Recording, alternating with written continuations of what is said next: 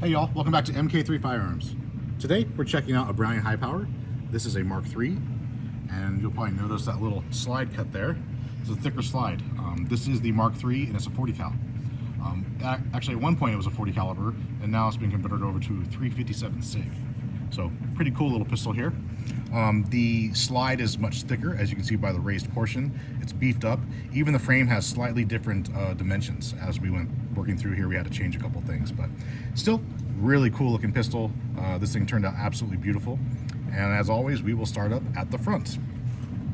Crowned barrel, 11 degrees, right into the bushing, of course. Got that Trijicon HD. Easy to see in the day and quick to pick up at night because of the tritium. Moving our way back, right into the rear sight, the Heine ledge, or excuse me, the Heine mil-spec ledge.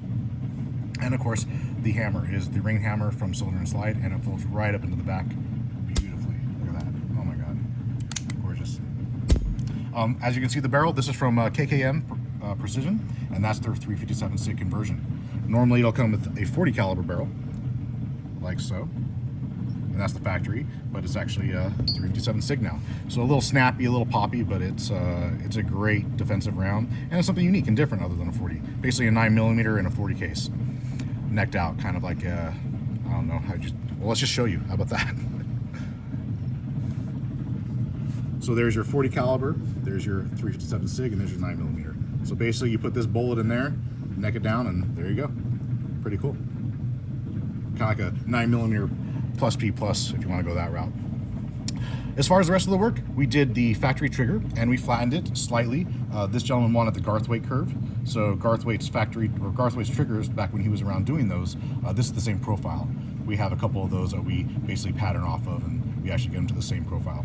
So it's slightly curved. It fills out the trigger well really nicely. Awesome. Beaver tail, of course, beautiful as always. Stops right at the back of the Commander hammer, just enough to not get you that bite. It's just perfect. What else on this guy? What else? High undercut under the trigger guard. And actually, speaking of undercut in the trigger guard, the serial numbers on these 40s are weird. They're like almost not even there and shadowed, but just really huge. So not sure how unique that is on these pistols. Maybe they all came that way, but that was something interesting as well. What else on this guy? What else? We took the safeties and we basically shaved them down, took the rivet away and welded that up, and of course blocked to the other side, completely off. And other than that, graphite black Cerakote for everything. I believe these are Hogewood grips, if I'm not mistaken. They're not Spiegels for sure. They got that thick border back there. But other than that, let's check out that trigger job. So we got our single stage. There is no wall, or there is the wall there. There's no take up. There's your brake. We have an audible reset. Brake. Awesome. The thing is beautiful. Another thing to check out on these 40 cals is their magazines are different. So this one, you can see it says 40 up here, and the opening's just a little bit wider. So pretty cool. They definitely have their designated magazines, and their rounds will actually sit. Let's see if we can get this in here. You can actually put like a 357 SIG or a 40 round in there. Let's see how those look perfect for the pickup from the slide. If you were to run, say, a 357 SIG and a 9mm, it's just going to sit lower, and you might get some rounds that get skipped by. You know, that could be an issue. So you want to run your proper 40 caliber mags with your 357 SIG and your 40 caliber for the Mark IIIs, just so you know. Other than that, yeah, this thing is dope. Oh, one more thing. It's really cool. Because of the beefed up slide and the higher pressures and beefed up rounds, the 9mm, they come with 2 lugs, and then your 40 calibers will come with 3 lug. So that's pretty cool. Definitely beefed it up a little bit more to handle that extra oomph, extra abuse and punishment. There's your barrel profiles. Pretty cool. So things that are different about the 40 cal, and of course the 327 SIG if you do the conversion.